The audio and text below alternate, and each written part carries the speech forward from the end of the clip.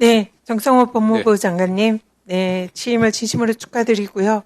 시대의 화두인 검찰개혁을 잘 이끌어 나가실 적임자다 생각합니다.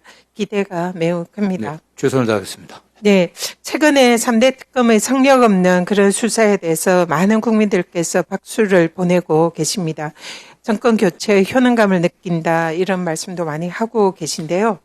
근데 이런 특검 수사를 보면서 한편으로 그동안 검찰이 뭘 했는지 묻지 않을 수가 없습니다. 사실상 지금 특검이 수사하는 이런 대부분의 사안에 대해서 기존의 검찰은 수사를 제대로 하지 않았거나 아니면은 무혐의 면죄부를 발부하기 위해 급급한 그런 모습을 보였습니다. 특히 이 검찰의 경우에 지기현 재판부에 유례없는 시간 단위 계산으로 윤석열에 대해서 석방이 된 것에 대해서 즉시 항고를 포기를 했습니다.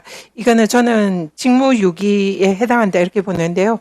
아까 장관님께서 검찰은 그냥 습관적으로 항고를 하거나 상고를 하거나 뭐 이런 습관적인 그런 업무 행태를 보인다 이렇게 말씀하셨는데, 지금 심우정 검찰총장이 당시에 이 사안에 대해서 아주 이례적인 즉시 항고를 포기를 했습니다. 이에 대해서 어떻게 생각하십니까?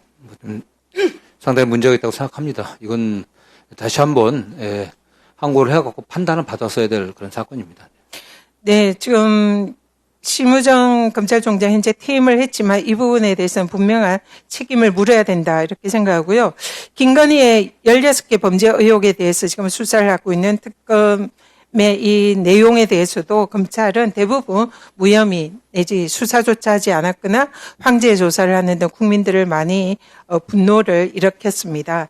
그래서 이 범죄를 낱낱이 파헤쳐야 할 수사기관이 도리어 범죄를 은폐하는 기관으로 전락한 것이 지난 윤석열 정권이었다 이렇게 생각을 합니다. 그래서 제가 검사징계법을 찾아봤습니다. 검사징계법 2조 2호에 보면 검사가 직무상의 의무를 위반하거나 직무를 게을리 했을 때는 그 검사를 징계한다 이렇게 규정이 되어 있습니다. 그리고 또 검찰청법 4조 1항 1호에 따르면 부패 경제범죄 수사와 공소 제기는 검사의 직무다 이렇게 규정이 되어 있습니다. 그래서 지금 그동안 윤석열 정권의 정치검찰의 행태는 윤건희 부부의 부패 경제범죄를 눈감아 주고 그리고 사실상 직무를 유기했다 생각합니다. 그래서 마땅히 이 법에 의한 징계 대상이다 생각하는데 장관님 견해는 어떻습니까?